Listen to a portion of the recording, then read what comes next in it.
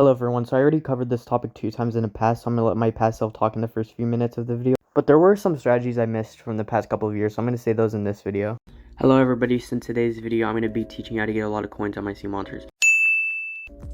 Alright, so my first strategy is definitely quad farming. This is for early game and late game players, so pretty much universal. So what you want to do is you basically want to get, a lot of quads, I guess, on, an island if you want to make a lot of coins.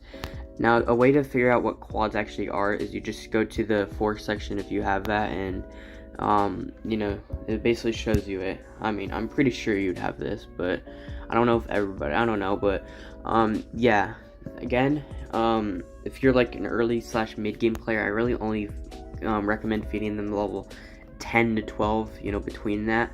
But if you're like, make at least 20 million coins a day, I definitely do recommend feeding them between level 14, or no, not 14, but 15 through 20. It helps you get bonus rewards, and it gives, more coins in general. Now, I believe the best quad to farm in the natural islands are definitely Intbrat and Quartzer, with Quartzer having a slightly higher max. The best in the magical islands are the Bone Island quads, and the best in Fire Island is Tring, with the Bone Island quad being number 3, Fire Oasis being number 2, and Fire Haven being number 1, with the best quads to quad farm pretty much.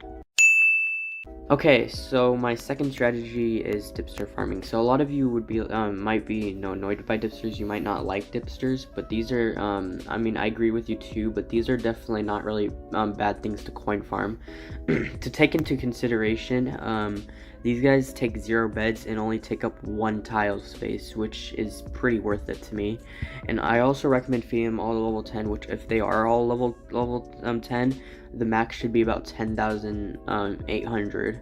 So since they have a low max, they can they can fill up pretty quickly, and every time all these dipsters reach max, that should be about 780,000 coins, which you might be like, 780,000 coins isn't that much coins, and you might be right, but for collection it's pretty good, and that 780,000 would add up to like eventually a couple million, 10 million, and then so on.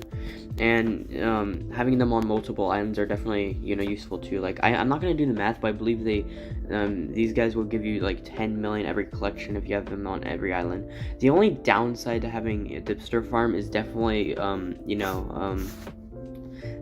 being as expensive as a quad, but getting them level 10 will still only be like 30,000, so you should be fine, to be honest. So yeah. Okay, my last strategy is wubbox, rare wubbox, and weirdo farms. This is my last strategy, but it's my last coin farm strategy, I guess.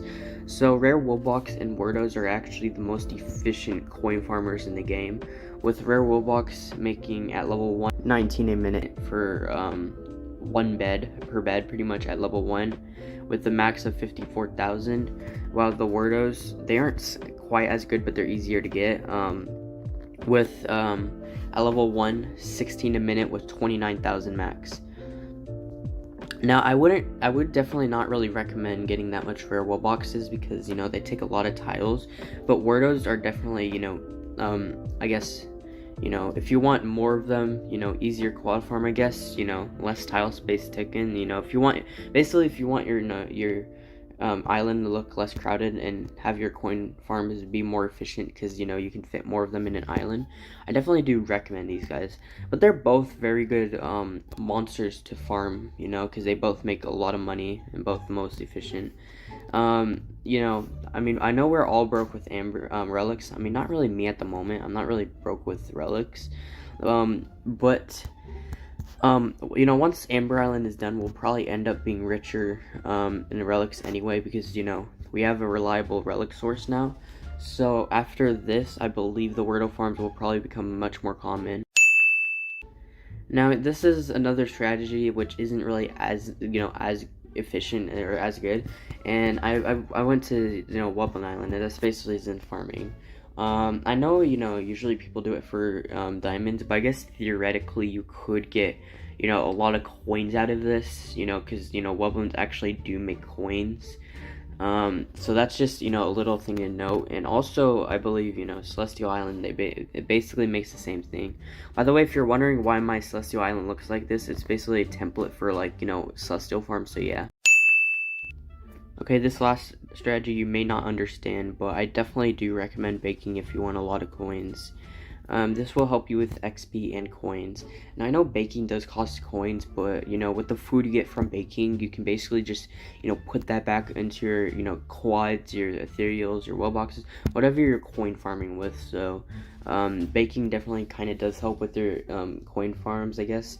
Like look at before I was baking, before I reached max pretty much, I was I was probably making like about 20 million a day or something like that, maybe even less. It took me like, a couple of months to actually get to max coins, for the first time. But since I've started baking, using all my coins, I'm actually making like over 100 million coins a day. So I definitely do recommend baking and then just putting them back into, these guys. What's even better is like these guys also, they give you bonus rewards too, just to keep that in mind. Like I do make some diamonds and relics out of these guys too, just to let you know. But yeah, that's pretty much it for this video. So if you guys, found these strategies useful, like and subscribe. I will I'll do how to make other currencies soon, like relics, diamonds. But yeah, peace out. Get the Unity tree. This will help you significantly with getting a lot of coins, and let me explain why. Basically, what the Unity tree does is you can basically have it in your island, and if you have the Unity tree on your island, any monster, like any likes that the monster has, can be placed in the island, and the monster would still like be like I guess be liked by it. Like, without the Unity tree, the item would have to be in a close range, but with the Unity tree, you can place it anywhere in the island, and the monster would still be happy. Alright, next tip. Get a hotel and or storage shed. The reason why is because I guess this will help with tile placement. If you go on my mere plant island, it's pretty packed, and it would be even more packed if not have enough space. If yeah, if I didn't have the storage shed or the I guess hotel. It basically, I guess optimizes your tile placement pretty much. These next two are optional, but get an island skin. It will help you a lot. Now, of course, all I'm talking about is the I guess the regular island skin. Yeah, the vegetable melody, not the freaking the seasonal island skins they're going with. But yeah, just get an island skin if you can. It will help speed up 15% of coin production, which is a decent amount if you're active enough. So yeah. If you have an island skin, then it'd probably be better to actually coin farm in the main islands rather than the mirror islands because you get the 15+% benefit, earn rate benefit with in the main island, but you don't get it in the mirror island. So it actually you'd be making more coins in the main island.